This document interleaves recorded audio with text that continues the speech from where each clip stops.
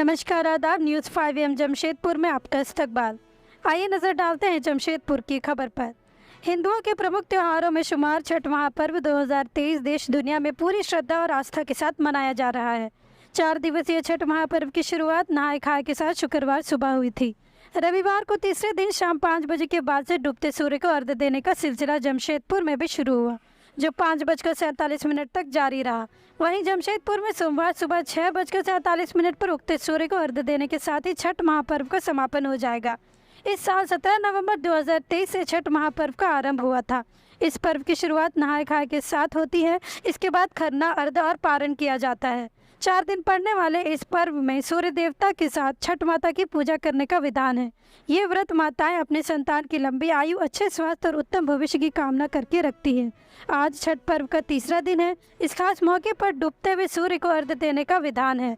इस दिन व्रती महिलाएं कमर तक पानी के अंदर जाकर डूबते हुए सूर्य को अर्घ्य देती।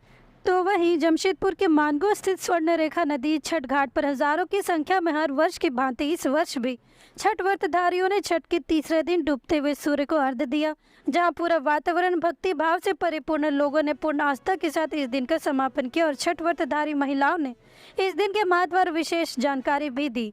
छठ पूजा का तीसरा दिन सबसे महत्वपूर्ण माना जाता है। इस दिन डूबते हुए सूर्य को अर्घ्य दिया जाता है। इसे संध्या अर्घ्य या पहला अर्घ्य के नाम से जानते हैं। कार्तिक मास के शुक्ल पक्ष की षष्ठी तिथि को छठ का प्रसाद बनाया जाता है। इसी दिन ठेकुआ बनाए जाते हैं। इसके अलावा चावल के लड्डू भी बनाए जाते हैं। पूरी तैयारी करने के साथ शाम के समय बांस के सूप और टोकरी को तैयार किया जाता है। इसमें चावल, गन्ना, केला, ठेकुआ, ताज़े फल, सूखे मेवे, मिठाई, गुड़, नारियल, घी, दान, नींबू, इलायची, हरी अदरक आदि रखी जाती है। फिर इसे लेकर गांव, नगर की नदी, तालाब के किनारे इकट्ठे होकर सामूहिक रूप से सिर में ये सूप रखकर पानी के अंदर जाते हैं और भगवान सूर्य का नाम लेते हुए उन्हें अर्घ्य दिया जाता है। शास्त्रों के अनुसार कार्तिक मास में भगवान विष्णु जल में ही निवास करते हैं। इसके साथ ही सूर्य को भगवान विष्णु का प्रत्यक्ष रूप माना जाता है।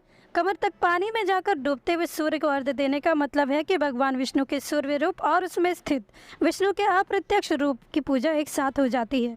इससे जीवन में खुशहाली आती है। शनिवार शाम को महिलाओं ने खरना का प्रसाद और रोटी ग्रहण करके 36 घंटे का निर्जला व्रत आरंभ किया था।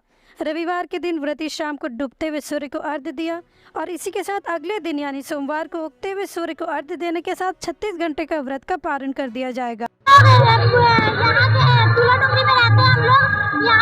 बिहारी को लोग यहाँ पे छठ पूजा होता है और साफ सफाई बहुत अच्छी तरह से की गई है और हम लोग सुबह भी अर्घ्य देने के लिए आए हैं। जगह जगह स्टॉल लगाया गया है। हाँ, वो सुविधाएं हम लोग को दी गई है। हम लोग पूजा का सामान भी उपलब्ध है। हम लोग को अर्घ्य देने के लिए जल सब भी उपस्थित किया गया है हम लोग यहाँ पे। कल भी आइएगा सुबह? जी, सुबह भी हम लोग कल भी आएंगे अर्घ्य देने के लिए। छठ महापर्व में हम बहुत खुशी हुई कि सबसे पहले नदी की इतनी अच्छी से सफाई की गई है और बहुत अच्छे से सब कुछ पार हो गया। पूजा वूजा शाम का अर्घ्य देने आए हैं।